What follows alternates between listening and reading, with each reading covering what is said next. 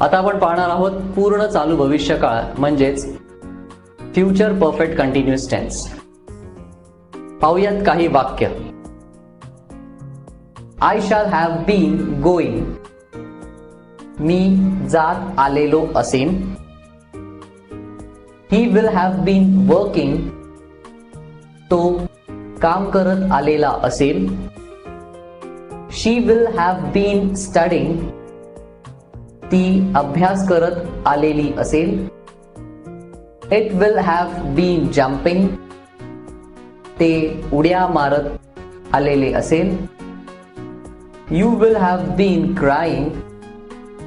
तू रडत आलेला असशील. You will have been laughing. तुम्ही हसत आलेले असाल. We shall have been singing. आम्ही गात आलेले असू. दे विल हॅव बीन प्लेइंग. ते खेळत आलेले असतील. या काळामध्ये फ्युचर दाखवण्यासाठी शाल हॅव. शाल म्हणजे फ्युचर तर आहेच, पण भविष्यामध्ये काय असणार आहे त्याच्यासाठी सुद्धा हॅवचा वापर करावा लागतो. दुसरी गोष्ट म्हणजे आपण परफेक्ट शिकतोय म्हणून हॅवचा वापर तर निश्चितच करावा लागतो. शाल आणि विल नंतर क्रियापदाचं मूळ रूप येतं हे आपल्याला माहिती आहे, म्हणून आपण इथे हॅव वापरत आहे. त्याच्या पुढे बीनचा वापर परफेक्ट दाखवण्यासाठी आणि मुख्य क्रियापदाला आयएनजी लावल्यावर तो होतो कंटिन्युअस टेन्स म्हणजेच फ्युचर परफेक्ट कंटिन्युअस टेन्स.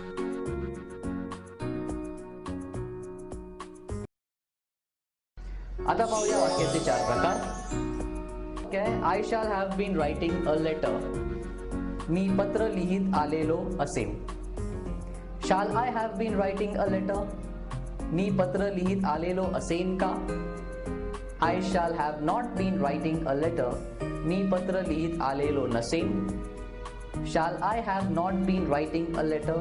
मी पत्र लिहित आलेलो नसेन का? विल ची वाक्य बघा. He will have been working. तो काम करीत आलेला असेल. Will he have been working. तो काम करत आलेला असेल का? He will have not been working. तो काम करत आलेला नसेल.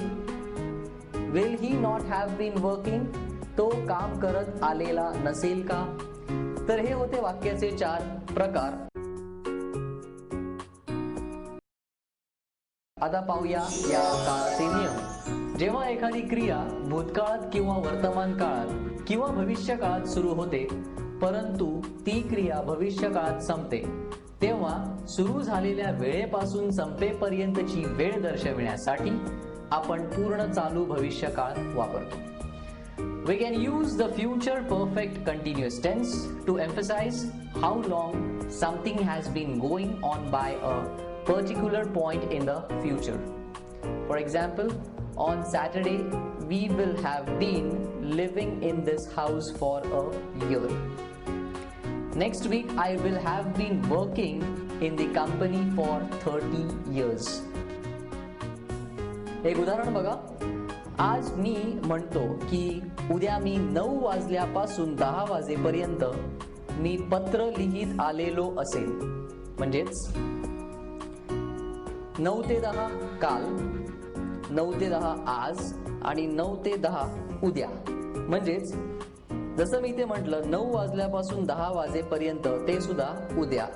म्हणजे 9 ते 10 या पूर्ण कालावधीमध्ये जी काही क्रिया घडणार असेल या मधल्या क्रियेबद्दल जेव्हा मला बोलायचं असतं त्यावेळेला मला फ्युचर परफेक्ट कंटिन्युअस टेन्स वापरावा लागतो. आता आपण पाहणार आहोत फ्युचर परफेक्ट कंटिन्युअस टेन्सची काही वाक्य.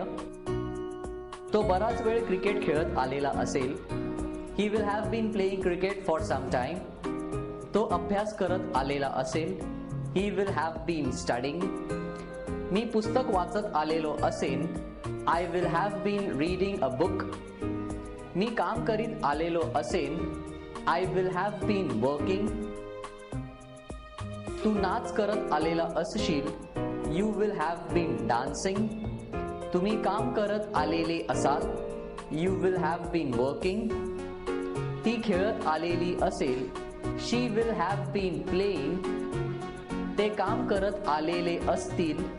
दे will have been working.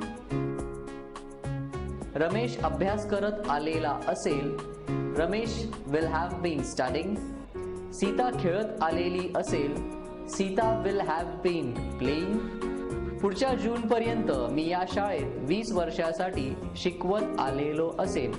I will have been teaching in this school for 20 years by next June.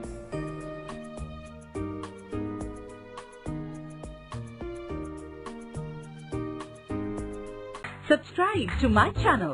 Click on bell icon to get notification about new video.